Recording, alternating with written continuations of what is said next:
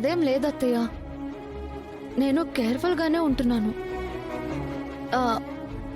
అత్తయ్య, ఒకసారి మీ ఫోన్ ఇస్తారా? అమ్మకి కాల్ చేస్తాను. నా ఫోన్ స్విచ్ ఆఫ్ అయిపోయింది. ఒక్క నిమిషం ఉండమ్మా, ఇస్తాను. ఇదిగో.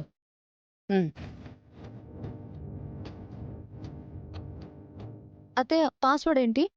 1972. 1972. సరే, ఇప్పుడు వస్తాను అత్తయ్య.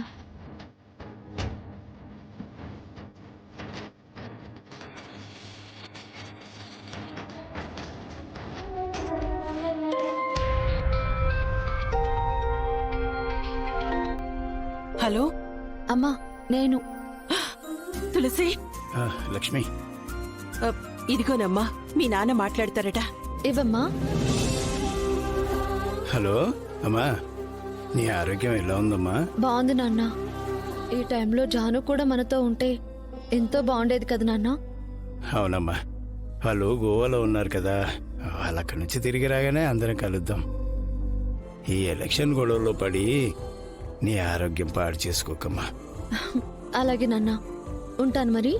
అలాగేనమ్మా.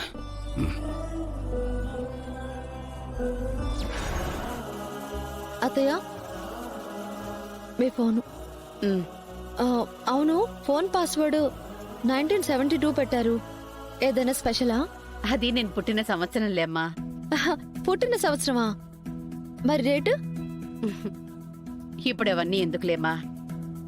ఊరికే చెప్పండి అత్తయ్య, గుర్తు పెట్టుకుంటాను. మార్చి 10th. మార్చి 10th అంటే రేపే. చూడండి అత్తయ్య, మీ పుట్టినరోజు ఎంత ఘనంగా జరిపిస్తానో. నా పుట్టినరోజు జరిపించడం ఏంటి తులసి? ఏ, ఎందుకు జరిపించకూడదు? ఏమోనమ్మా, పెళ్ళైనప్పటి నుంచి దాని సంగతే మర్చిపోయాను. మావయ్య గారికి తెలుసా? ఆయనకి నేను ఒక దాన్ని ఉన్నానన్న విషయం గుర్తుండడమే ఎక్కువ. ఇక నా పుట్టినరోజేం గుర్తుంటుంది? ఎంతసేపు రాజకీయాలు, ర్యాలీలు, పదవులు, ఇవే కదా ఆయన ప్రపంచం. అయినా దేనికైనా అదృష్టం రాసిపెట్టుండాలమ్మా. జరిగిన దాని గురించి ఎందుకమ్మా మాట్లాడుకోవడం? సరే, వెళ్ళి దెస్తి తీసుకోపోమ్మా.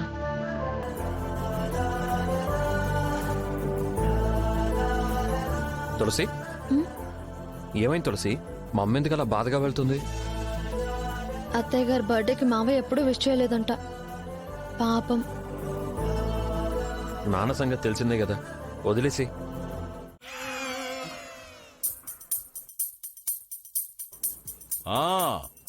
గుర్తొచ్చిందమ్మా, ఈ రోజున పక్క బస్తీలో నాయకుడు ఒకడు చనిపోయాడు కదా.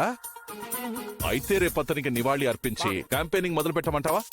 మంచి ఐడియా అమ్మా, సింపతి కూడా బాగొస్తుంది. మావయ్య, మార్చి 10th అత్తయ్య గారి పుట్టినరోజు.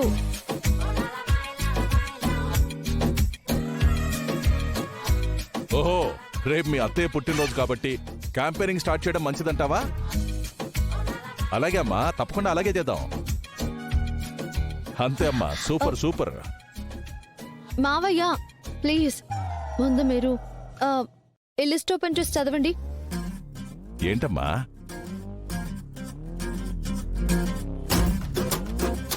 ఉదయం 5 గంటలకి అత్తయ్యను లేపి శుభాకాంక్షలు చెప్పాలి.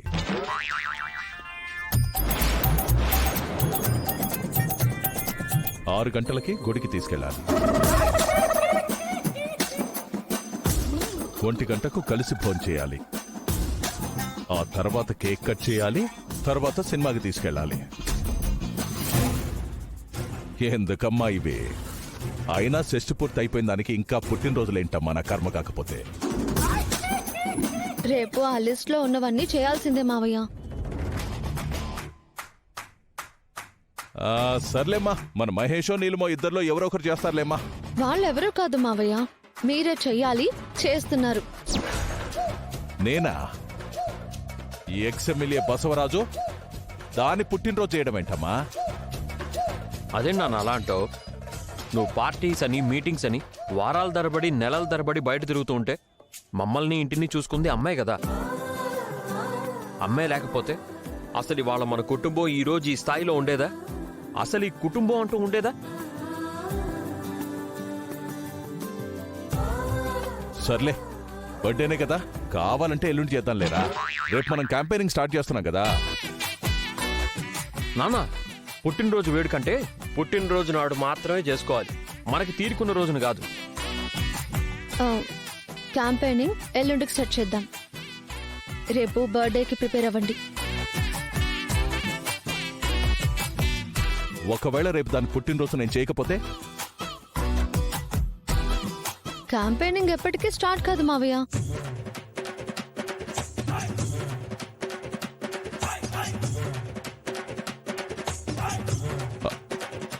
అమ్మో అంత మాట అనకమ్మా.